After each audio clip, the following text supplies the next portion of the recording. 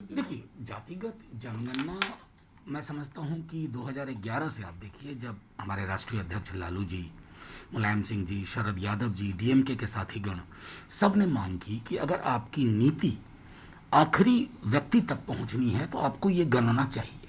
31 के बाद कोई गणना नहीं हुई, सारी हवाई विकास के प्रतिमान बनते रहे। उस संदर्भ में नेता प्रतिपक्ष ने जब बीते 2-3 महीनों में खास तौर पर कई बार कहा, तो उस दबाव में जो एक बहुजन चिंता का दबाव है, नीतीश जी भी आए और फिर पूरे विधानमंडल दल ने चिट्ठी लिखी माननीय प्रधानमंत्री जी से। माननीय प्रधानमंत्री जी के पास वक्त उस बच्ची के लिए और अच्छा है, जिसने एक ईमेल लिखा अपने फादर के लैपटॉप से और प्रधानमंत्री जी ने बुला लिया। यहाँ तो पूरा का पूरा विधानमंडल प्रधानमंत्री जी से एक डेलीगेशन की शक्ल में मिलना चाहता है। What stops? मैं चाहता हूं कि प्रधानमंत्री जी फौरन तवज्जो दें, इसको गंभीरतापूर्वक लें, क्योंकि किसी दल विशेष का मामला नहीं है, जो कि नेता प्रतिपक्ष भी कह चुके हैं। ये एक पूरे व्यापक बहुजन समुदाय का मामला है और वो गणना चाहिए कि मिट्टी गिट्टी कौन ढोता है, ठेला कौन चलाता है। जब तक आपके पास वो आंकड़े नहीं होंगे, आप उन समुदायों के हित में निर्णय नहीं ले पाएंगे। 1931 का बार बार आखिर क्या वजह है कि जातिगत जनगणना नहीं हो पाई, और ये सरकार उस पर जो मांग आप लोग कर रहे हैं उस पर अभी तक कुछ? देखिए, 31 के बाद संभवतः 41 में हुई, जो पब्लिक नहीं हुई, वर्ल्ड वॉर का टाइम था। उसके बाद आज़ादी के बाद मैं समझता हूं कि अनुसूचित जाति जनजाति को छोड़ करके बाकी जातियों को लेकर के गणना बंद हो गई। लेकिन आपको देखना होगा कि ये पूरा एक इवॉल्विंग पैराडाइम है। अब जब हम देख रहे हैं कि कई सरोकार हमसे छूट रहे हैं, आज़ादी के 75 में अमृत महोत्सव हम मना रहे हैं। अमृत महोत्सव किस बात का होगा? भुखमरी के बीच में, गरीबी मुफलिसी के बीच में। इसलिए आपको ये आंकड़े अब चाहिए, क्योंकि समकालीन जो चुनौतियां हैं, आप उनका मुकाबला तब तक नहीं कर पाएंगे जब तक आपके पास वैज्ञानिक आंकड़े टेबल पे अवेलेबल ना हो। राज्यसभा के सभापति एम वेंकैया नायडू में विपक्ष और ट्रेजरी बेंच दोनों उनकी दो आंखों की तरह है, लेकिन जो कुछ हाउस में हुआ, आप भी उसी हाउस के प्रतिनिधि हैं, वो आश्चर्य करने वाला था, एक विगंबन दृश्य था। उस पर क्या कार्रवाई की जा सकती है, नहीं की जा सकती है, उस पर ठोस? देखिए, माननीय हमारे सभापति महोदय, देश के उपराष्ट्रपति जी वेंकैया जी, उनकी बातों से इत्तेफाक रखता हूं, क्योंकि सदन में वो जब होते हैं तो उनकी बाईं दाईं आंख सत्ता पक्ष और प्रतिपक्ष होता है, और इसी तरह से ये रवायतें चलती रही। लेकिन वो भी ये जानते हैं कि इस सत्र की शुरुआत से कौन से रोड ब्लॉक्स थे, कौन उसके पीछे रिस्पॉन्सिबल है। जब तक उसकी पड़ताल नहीं होगी, सदन के पहले दिन और सदन के आखिरी दिन के बीच में एक तार है, उस तार को समझना बेहद आवश्यक है। तभी हम समझ पाएंगे कि संसदीय लोकतंत्र का गला कैसे घोटा जा रहा है, जबकि एक नई इमारत बन रही है। वैसी इमारत किस काम की, जब उसकी सारी इबारत आप मिटा दे रहे हैं। तो मुझे उम्मीद है कि पूरे निष्पक्ष भाव से माननीय सभापति महोदय निर्णय लेंगे, और ये भी तय होगा कि आखिर वो ब्लू शर्ट वाले कहाँ से आ गए थे लोग, जिनको हमने कभी नहीं देखा। वो वार्ड एंड वॉच स्टाफ हमारे सदन के नहीं, हम सबको जानते हैं व्यक्तिगत रूप से। लेकिन माकपा का आरोप है कि मार्शल की तैनाती विपक्षी सांसदों पर हमला करने के लिए थी। खड़गे साहब कहते हैं कि विपक्ष को बोलने ही नहीं दिया जा रहा है। देखिए, इसलिए मैंने कहा कि सदन का पहला दिन इस बार और सदन का आखिरी दिन, उसके बीच एक तार है।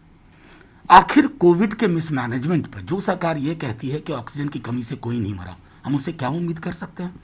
जो सरकार बेरोजगारी के बावजूद अपने इश्तहार छपवाने में लगी हो, उसके बारे में हम क्या टिप्पणी करें? क्या चर्चा ना हो? पेगासस जैसी चीज जो राष्ट्रीय सुरक्षा के लिए एक गंभीर खतरा है, क्या उस पर चर्चा ना हो? महंगाई पे चर्चा ना हो? किसान 9वें महीने में पहुंच गए, भयंकर सर्दी, भयंकर गर्मी और इस तरह की बरसात में वो वहां बैठे हुए, सरकार के कान पे जूं नहीं रेंग रही, इस पर चर्चा ना हो। इसलिए मैंने कहा कि सदन का पहला दिन और सदन का आखिरी दिन, उसके बीच के व्याकरण को समझना आवश्यक है, अन्यथा सारी चीजें बेमानी। दूसरा सर, अफगानिस्तान पर पूरी दुनिया की 29 में से 18 प्रांतों पर कब्जा तालिबान गुट ने किया है, लेकिन तालिबान गुट के प्रवक्ता ने एनआई से बातचीत में कहा कि दूतावासों और जो राजनयिक हैं उनको कोई खतरा नहीं है, और इस कमिटमेंट को वो कई बार दोहरा चुके हैं। देखिए, मेरा सीधे तौर पे मानना है, पूरी दुनिया की नज़र है या नहीं है, हमारे पड़ोस में ये घटना हो रही है, हमारी नज़र है या नहीं है, ये बहुत महत्वपूर्ण है। हमारी सरकार किस नज़रिए से इसको देख रही है, क्योंकि बहुत गंभीर चीज़ें हो रही हैं अफगानिस्तान में, और उसका रिपरकशन हमारे यहाँ नहीं होना चाहिए।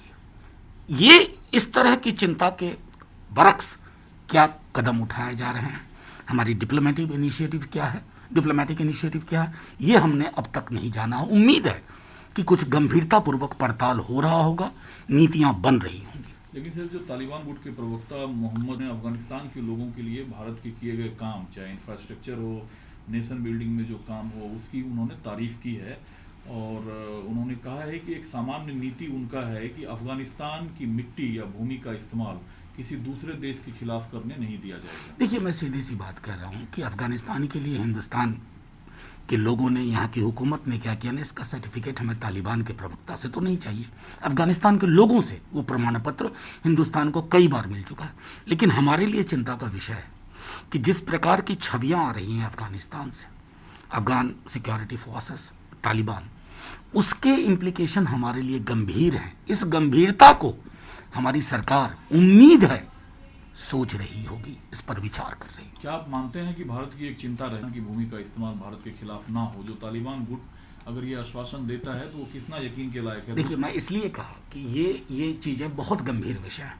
इसमें मैं देखना चाहूँगा कि मेरी सरकार ने अब तक क्या कदम उठाए हैं, उसके आधार पर ही बातचीत होगी। आपको पता है, गुरुद्वारे से जब झंडा उतारा गया था, उस पर उनका कहना है कि चूंकि जो से उन्हीं में ये डर था कि झंडा देखकर कोई उनको थ्रेट ना करे, नुकसान ना पहुंचाए, तो उन्हीं के द्वारा झंडा हटाया गया था। बल्कि तालिबानी सुरक्षा अधिकारी के वहां पहुंचने के बाद दोबारा उस झंडा को फहराया गया। देखिए, मैं समझता हूं कि इस तरह के रेटोरिकल, मैं मानता हूं, इस तरह की चीज़ों में हमारे लोग, हमारी हुकूमत को नहीं फंसना चाहिए। मैं अभी भी दोहरा रहा हूँ कि जो कुछ हो रहा है वो बहुत गंभीर चीज़ें हो रही हैं।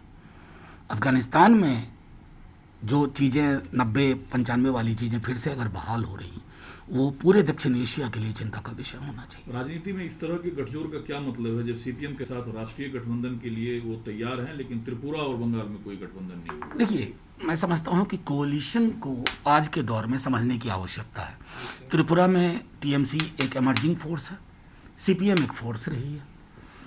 बंगाल में भी कमोबेश यही हालत है, हालांकि काफ़ी बेस श्रिंक किया है सीपीएम का। लेकिन सबसे बड़ी चीज़ है कमिटमेंट है नेशनल लेवल पे साथ आना।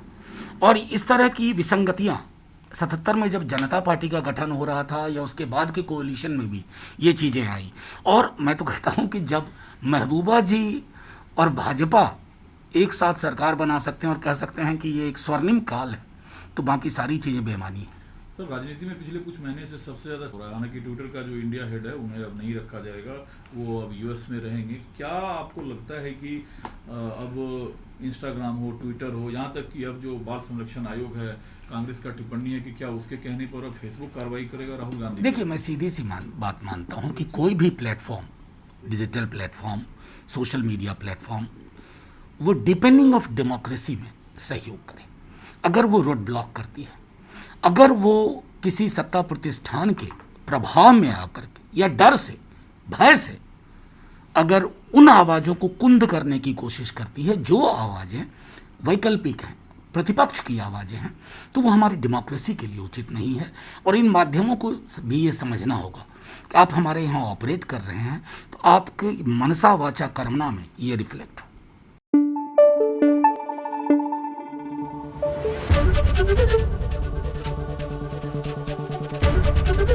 एबीपी न्यूज आपको रखे आगे।